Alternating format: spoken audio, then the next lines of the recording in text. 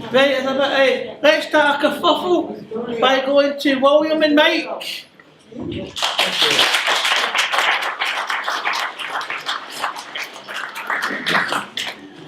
talking about hearing our story, and it's about the transformation we've had as well from traditional based services to individual service funds as part of our continuing story, Sea Change Aberdeen. So at the beginning, 2013, when Sea Change Aberdeen started to work with some of our colleagues and people we work for in a couple of locations in the city, we started off by trying to help folk work out what made sense and how we would work towards individual budgets, etc. So we started off by asking some questions. Why is it done like this? What's working? Who gets what support? And it was at a time when we were building relationships with people that hadn't really got to know us. So it was about us evolving that and actually asking, what was it that you were wanting in life as well? And do you want to talk a little bit about that, William? What are you looking for? Back then, stability, happiness. It was very uncertain to start with. Okay. And we had quite a few conversations with folk about how we would work towards individualising people's support and teams and that. And we learned that people weren't necessarily happy with the current arrangements that they had at the time, and they wanted things to change somewhat. The quotes that we heard were things like, they want a better life, want to have more say and control.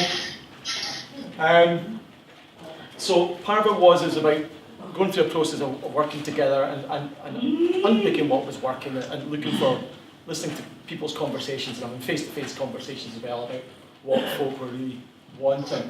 And I was asked, actually down to my first ever board meeting in Sea Change, and I was asked to describe what was Aberdeen like, and I had only been in working in Sea Change Aberdeen for a few weeks, and we kind of came up with a bit of a guddle.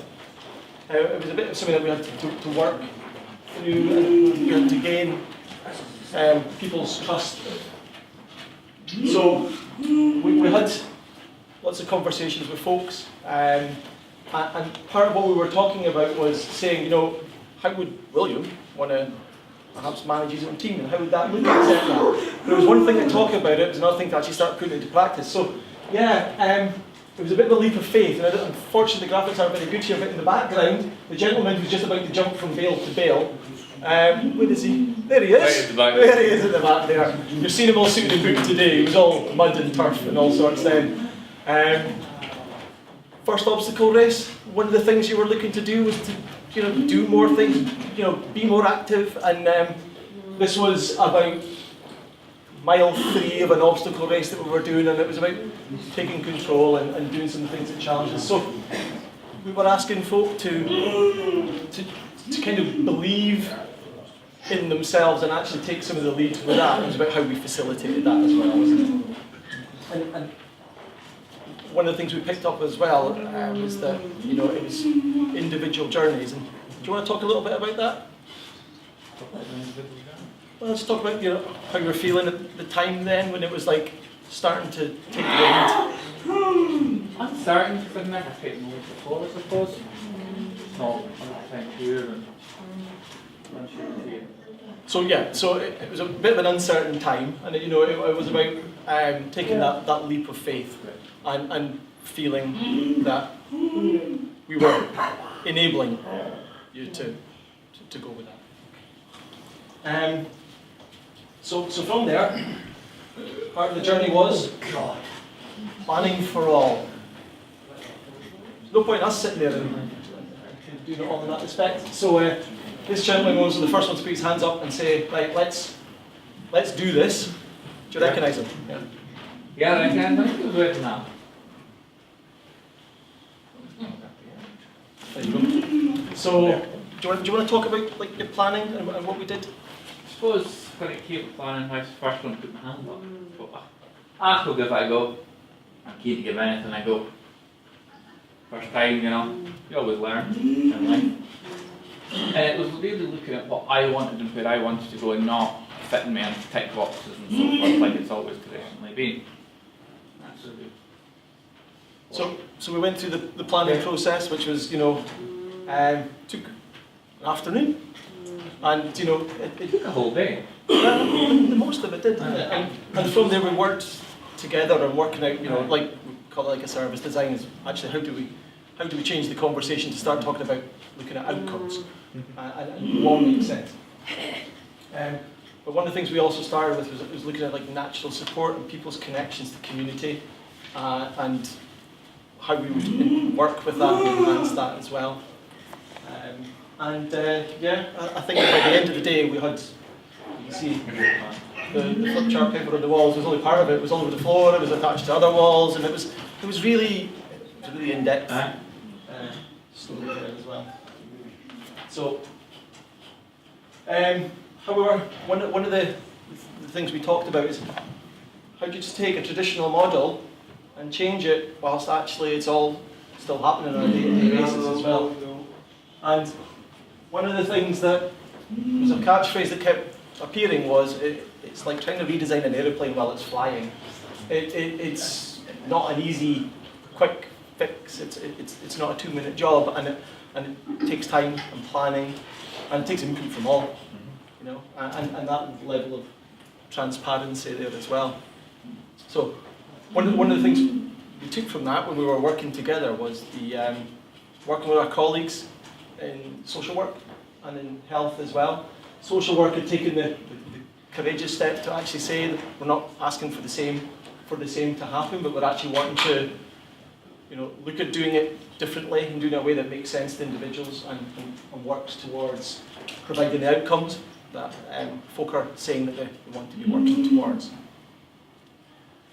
So we worked together and created like a statement of intent that was just an agreement principle about how folk would work to put the resources in place, including time, conversations, etc., to help folk take the lead in their teams.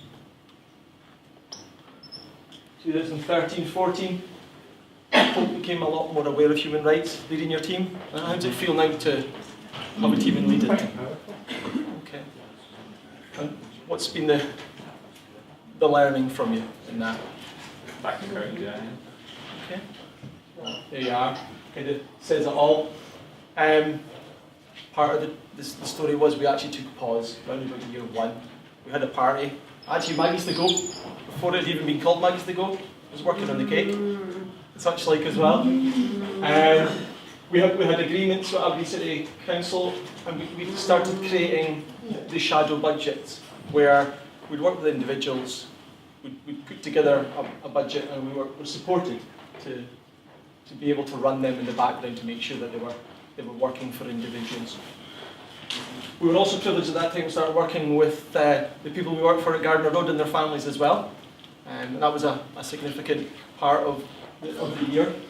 And one of the other things that was quite apparent when folk were enabled and kind of taking the lead in their own lives much more is that folk were no longer subject to perhaps a lot of unnecessary rules and restrictions that had been in place, because folk, they made up their own rules, etc. And we held individual service fund meetings. William, do you want to talk about your first time when somebody sat down and went over what we call an ISF, the budget? Do you really want me to? Are you sure? Cautiously. Do you want to talk about just how that felt? Well, of course I will.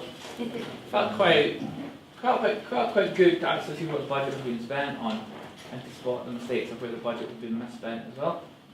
Yeah, that's a fair point, because a couple of times we'd allocated money to the wrong spot, so William was able to say, that's not mine, so that'll come back out and go where it should be going. So yeah, where's Julie? Julie, I'm coming for a shower. I've about £3 a week at Gardner Road since I've been paying gas for it. It's a coding issue, we got it fixed. And we also started working with our other partner organisations as well. I mean, we worked with Robert Gordon's University, Archway, yeah. We worked with Robert Gordon's University. We've had a couple of folk who work for in particular. Mr. McGregor here has done some talks, which you'll be able to talk about later on. Yeah. Yep. To social work students in training.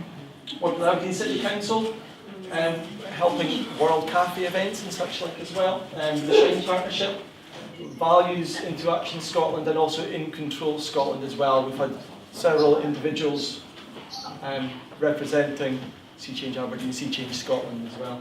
So it's been a really busy time. It's been a very quick few years in some respects. But I guess the question has been, are we finished? Well, of course we're not. Not quite. Recognise that gentleman again there, Bruce. No, we're not finished, are we? We might not be finished. I'm hoping. What we've done is we've done the transformation to individual service funds. So people are now in charge of their own budgets and much more enabled by that. But equally, it's now about looking at folks' outcomes. And it's actually about enabling people to be more participative in the community, more out there, doing what you want to be doing, and being part of the community as well. On that. Well, that's it, folks. We've heard from various people in Aberdeen. We've heard from Maggie, we've heard from Dates and Mates, we've heard from me, we've heard from Mike. I think at some point we've heard from Alistair, we've heard from Amanda. Just to say thank you very much for coming from Glasgow. I believe there's somebody in the room from Edinburgh. Where are you? If the SNP do get their way, please come and visit Island Up Major Trauma Centre. And thank you very much for coming. And a safe journey home, but in the words of Porky Pig, well. That's all, folks.